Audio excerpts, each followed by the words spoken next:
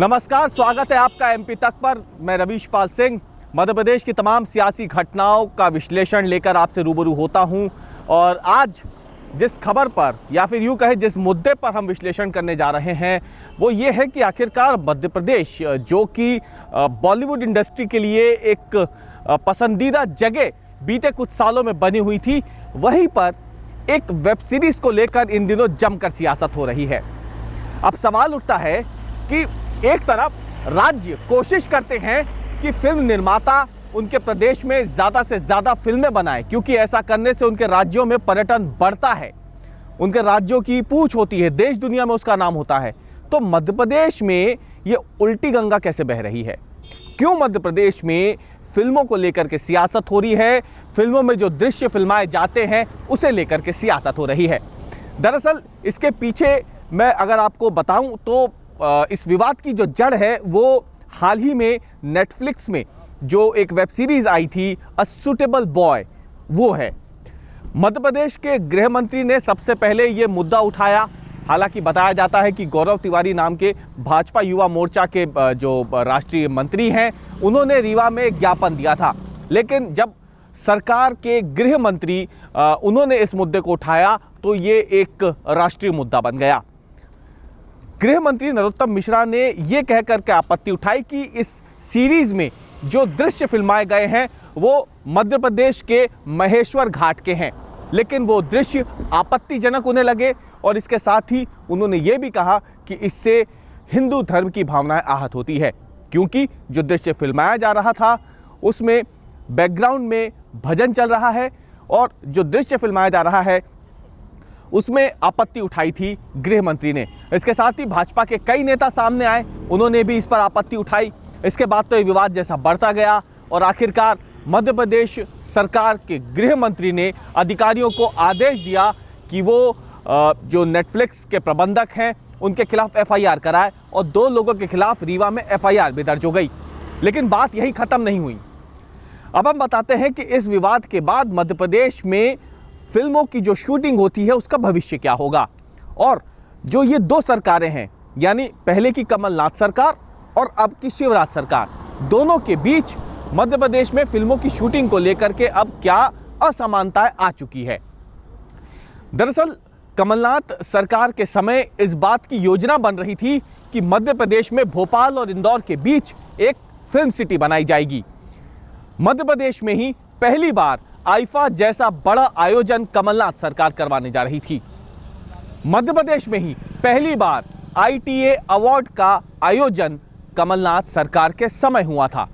यानी एक ऐसा समय भी गया है मध्य प्रदेश में जिसको ज़्यादा समय नहीं बीता है, लेकिन वो वक्त भी था जब मध्य प्रदेश में बॉलीवुड या फिर जो टीवी इंडस्ट्री है उसके बहुत से सितारे यहाँ पर आए, बड़े कार्यक्रम हुए, बड़े आयोजन हुए। आईफा जैसा एक इंटरनेशनल लेवल का जो आयोजन था वो मध्य प्रदेश में होने जा रहा था, लेकिन कमलनाथ सरकार चली गई, वो आयोजन नहीं हुआ। उसके पहले कोरोना की वजह से इस पर रोक भी लग गई थी। शिवराज सरकार जब आई तो सबसे पहले उन्होंने आईफा मध्य प्रदेश में नहीं होगा ये बात साफ कर दी। अब हम आपको बताते हैं कि कैसे कमलनाथ सरकार, जो कि फिल्मों को लेकर के, वेब सीरीज को लेकर के, मध्य प्रदेश में शूटिंग को लेकर के एक अलग रुख रखती थी, उससे बिल्कुल विपरीत रुख अब क्यों हो रहा है। दरअसल आज गृह मंत्री ने खुद कहा कि अब मध्य प्रदेश के जितने भी धार्मिक स्थल हैं वहाँ पे अब जो फिल्में शूट होंगी या कोई वेब सीरीज शूट होती है तो सरकार उस पर नज़र रखेगी। सिर्फ नज़र नहीं रखेगी बल्कि बाकायदा उसकी वीडियोग्राफी करवाई जाएगी सरकार की तरफ से, और ये देखा जाएगा कि धार्मिक जगहों पर जो शूटिंग चल रही है उस पर कोई दृश्य आपत्तिजनक तो नहीं है, क्योंकि सरकार का ये मानना है कि नेटफ्लिक्स पे जो वेब सीरीज अभी आई है उसके जो दृश्य फिल्माए गए हैं जिस पे आपत्ति उठाई जा रही है वो महेश्वर के ऐतिहासिक और बेहद ही ज़्यादा प्राचीन जो मंदिर है वहाँ फिल्माए गए हैं, और इस पे आपत्ति उठाई है कि एक इतनी पवित्र जगह पर इस तरीके के आपत्तिजनक दृश्यों को क्यों फिल्माया गया। अब सवाल ये उठता है कि मध्य प्रदेश जो बीते कुछ सालों में फिल्मकारों की एक पसंदीदा जगह बना हुआ था, मध्य प्रदेश की ऐसी कई लोकेशंस है जहां पर फिल्मों की शूटिंग हुई है। अगर हम बात महेश्वर की ही करते हैं तो बीते कुछ सालों में बहुत ही बड़ी नामचीन फिल्मों की शूटिंग महेश्वर में हो चुकी है। कई फिल्मों के सीक्वेंस महेश्वर में शूट हुए हैं। इसमें अक्षय कुमार की बेहद ही मशहूर फिल्म पैडमैन का नाम आता है।